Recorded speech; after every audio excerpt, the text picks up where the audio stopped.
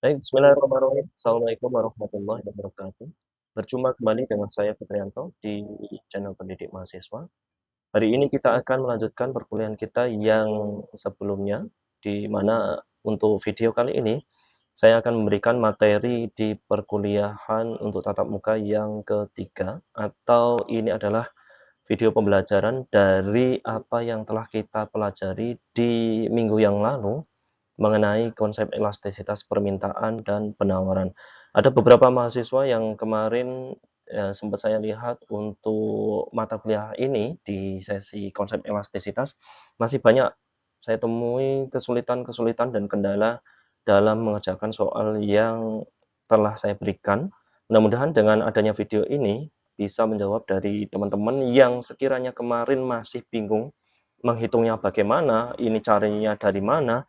Mudah-mudahan bisa memberikan solusi bagi teman-teman semuanya. Baik, kita langsung masuk ke slide berikutnya. Bahwasanya salah satu masalah pokok penting dalam fungsi permintaan dan penawaran adalah menghitung derajat kepekaan atau elastisitas dari jumlah barang yang diminta maupun barang yang ditawarkan yang disebabkan oleh perubahan salah satu faktor yang mempengaruhinya. Kita kembali lagi ke pertemuan kita yang kedua, bahwasanya kita mempelajari apa itu permintaan, hukum permintaan, apa itu penawaran, hukum penawaran, maka diasumsikan ketika kita belajar permintaan, penawaran, asumsinya yang mempengaruhi jumlahnya, sedikit banyaknya barang yang diminta oleh konsumen dan juga banyak sedikitnya jumlah barang yang ditawarkan oleh produsen, ini diasumsikan hanya harga saja yang mempengaruhinya, selama faktor-faktor yang lain dianggap tidak ada atau ceteris paribus. Maka untuk di konsep elastisitas ini masih ada hubungannya dengan materi yang sudah saya berikan di pertemuan yang kedua yang lalu. Baik, kita masuk ke slide berikutnya.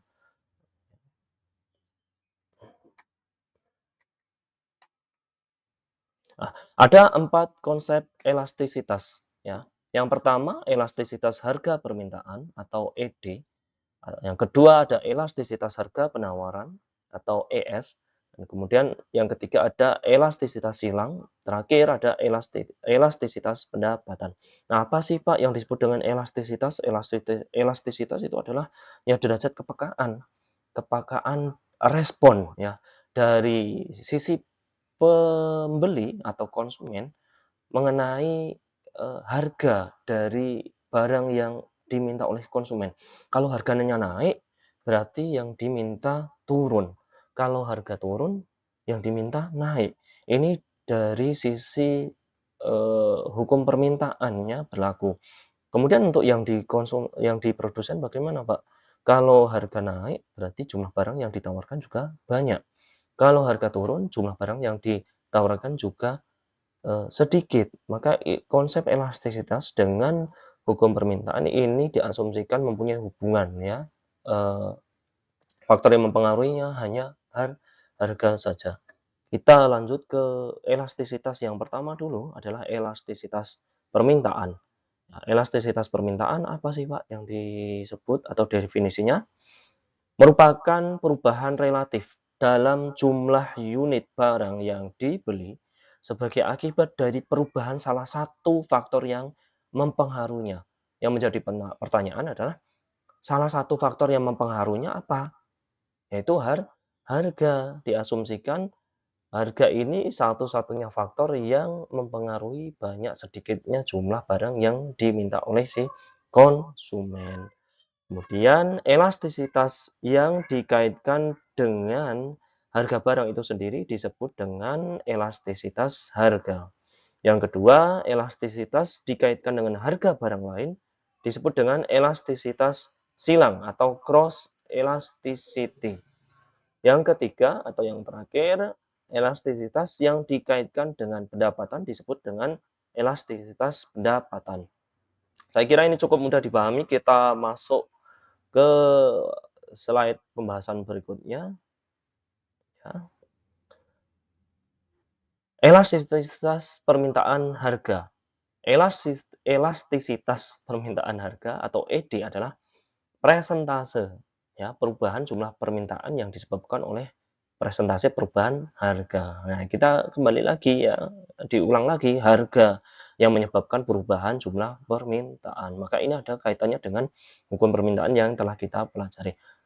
Koefisien elastisitas permintaan harga atau ED merupakan angka penunjuk yang menggambarkan sampai seberapa besar jumlah barang yang diminta oleh konsumen jika terjadi perubahan harga.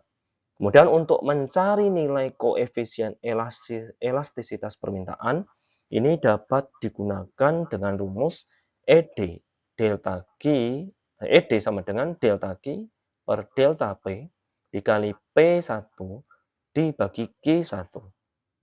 Untuk mencari delta Q bagaimana, Pak? Ini saya ulangi kembali. Bagi teman-teman yang masih bingung nyari delta Q bagaimana, bisa dicari dengan ya, mencari selisihnya. Delta Q bisa dicari ya, dengan mengurangi dari Q2 dikurangi Q1. Sama juga halnya dengan delta P bisa dicari dengan selisih antara antara P2 dengan P1. P2 itu apa, Pak? Harga setelah mengalami perubahan, baik itu perubahannya naik ataupun turun. Q1, Pak, apa? Berarti jumlah barang yang diminta awal. Kemudian Q2, Pak, jumlah barang yang diminta setelah mengalami perubahan, harganya turun atau naik, jumlah barang kan yang diminta akan semakin naik atau turun tergantung dari soalnya. Baik, kita masuk ke slide berikutnya. Dari nilai koefisien nanti dari teman-teman yang akan dihitung, maka akan menghasilkan sejumlah angka. Maka angka-angka tersebut memiliki arti kalau kita belajar di konsep elastisitas. Apabila hasil yang Anda hitung itu nilainya ED lebih dari 1, maka hubungan antara harga dengan jumlah barang yang diminta oleh konsumen ini bersifat elastis. Kemudian apabila nilai ED ini kurang dari 1, mempunyai makna antara harga dengan jumlah barang yang diminta oleh konsumen ini bersifat inelastis atau tidak elastis. Apabila nilai ED yang dihasilkan adalah 1, maka hubungan antara harga dengan jumlah barang yang diminta oleh konsumen bersifat unitary elastis. Kemudian apabila nilai ED-nya ini sama dengan 0, maka hubungan antara harga dengan jumlah barang yang diminta oleh konsumen bersifat inelastis sempurna. Kemudian bila nilai ED sama dengan tak terhingga, maka dapat dimaknai hubungan antara harga dengan jumlah barang yang diminta oleh si konsumen bersifat elastisitas sempurna. Nah, nanti teman-teman harus paham nilainya ini kurang dari 1 atau lebih dari 1. Atau jangan-jangan hanya 1 atau 0 atau malah tak terhingga. Maka harus paham arti dari hasil yang nanti dihasilkan setelah menghitung. Kita kasih contoh yang pertama mengenai konsep elastisitas permintaan. Diketahui apabila harga barang X ini adalah 500, maka jumlah yang diminta oleh konsumen sebanyak 100 unit. Harga turun menjadi 400, maka jumlah barang yang diminta oleh konsumen naik menjadi 150. Ya. Maka hitunglah koefisien elastisitas permintaan barang tersebut. Kemudian bagaimana caranya, Pak? Ya kita kembali lagi ke rumus yang sudah saya sampaikan tadi. Diketahui dulu P1-nya berapa, P2-nya berapa, Q1 berapa, Q2 berapa, ya. P1 tadi harga awal 500, jumlah barang yang diminta 100. P2 harga setelah mengalami penurunan menjadi 400. Barang yang diminta naik menjadi 150. Maka ini, di soal ini mengikuti hukum permintaan. Kita masukkan rumus dulu, ED sama dengan delta Q per delta P dikali P1 dibagi Q1. Nah, teman-teman tolong banget, kemarin tuh masih banyak banget yang bingung ya. Masuk mahasiswa ngitung-ngitung kayak gini tuh masih nggak bisa ya. Jadi ini adalah hitungan yang sangat sederhana sekali. Jadi teman-teman kuncinya itu jangan males baca. pokoknya males baca, ya nggak bisa ngerjain soal yang saya kerjain. Maka tolong baca dan baca, biar teman-teman tuh paham, mana itu P1, P2, Q1, Q2. Nah, setelah kita tulis rumus, maka tinggal dimasukkan itu angka-angka yang sudah diketahui, ya, gampang saja. Delta Q bagaimana Pak tadi? Ya Q2 dikurangi Q1, ya Q2-nya mana? 150, Q1 100, ya, dibagi ya, delta P nyarinya gimana? P2 dikurangi P1, ya 400 dikurangi 500. Dikali P1, ya P1-nya sudah ada 100.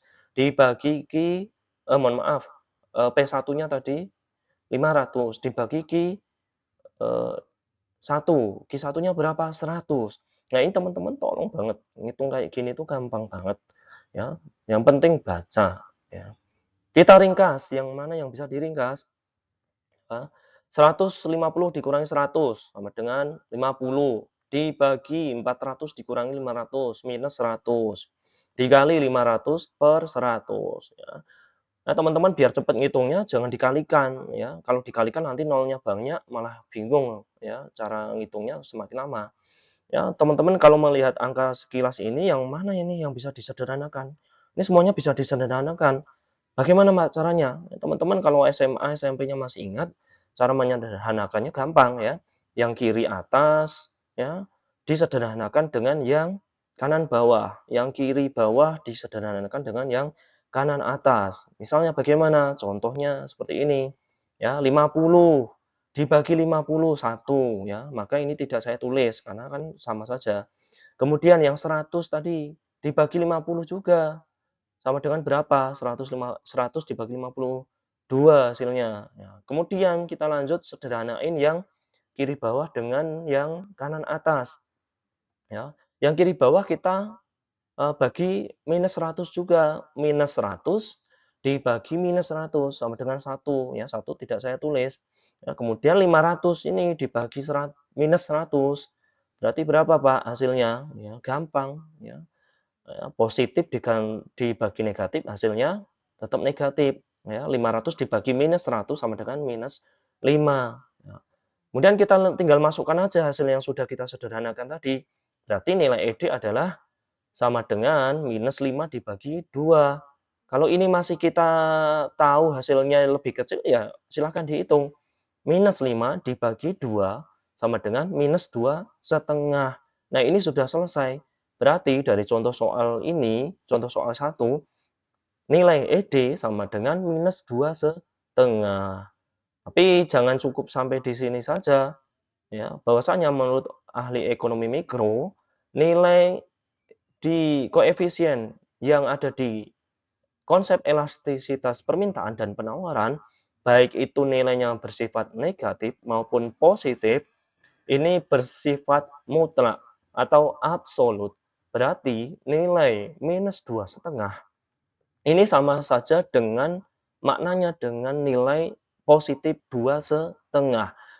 Jadi ketika Anda melihat hasilnya ED sama dengan min 2,5, jangan dimaknai ED sama dengan kurang dari 1.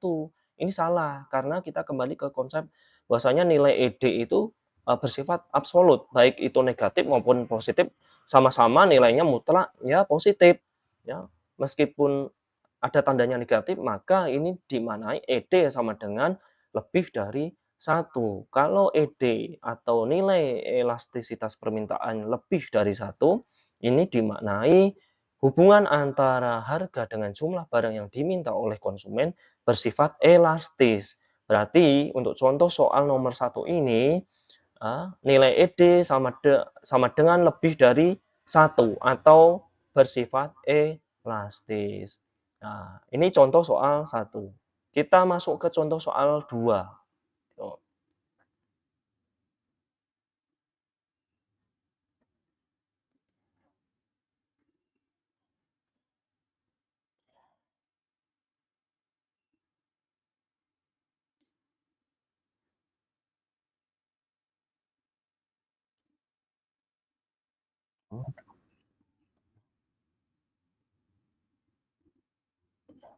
Ya, ini contoh soal 2. Mohon maaf tadi sempat nge-lag.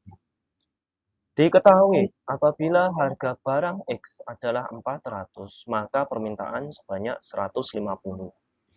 Harga naik menjadi 500, menyebabkan barang turun menjadi 100 unit. Di contoh soal yang pertama tadi, itu kasus harga turun. Di contoh soal 2 ini, saya asumsikan saya berikan contoh harga dari barang tersebut naik. Bagaimana cara ngitungnya, Pak? Dengan rumus elastisitas permintaan, ya sama saja kita masukkan dulu apa yang sudah diketahui, pelan-pelan, apa yang diketahui, ya masukkan rumus, jangan langsung hitung ya. Tolong baca-baca dan baca, dipahami yang benar. Kalau Anda nggak baca, saya yakin nggak bisa ngerjain apa yang saya berikan, di soal. Kita masukkan dulu apa yang sudah diketahui. P1 harga awal 400, kemudian jumlah barang yang diminta berapa? 150 unit. Kemudian harga naik 500, ya. Jumlah barang yang diminta turun karena mengikuti hukum permintaan. Nilai ED-nya bagaimana? Masukkan rumus dulu ya, biar Anda ingat ya. Delta Q dibagi delta P dikali P1 dibagi Q1. Kita masukkan apa yang bisa dimasukkan dari angka-angkanya tadi.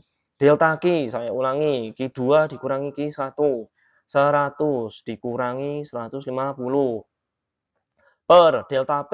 Delta P bagaimana? P2 500 dikurangi P1 400 dikali P1. P1-nya berapa? 400 dibagi 150. Diringkas yang sudah bisa diringkas mana nih?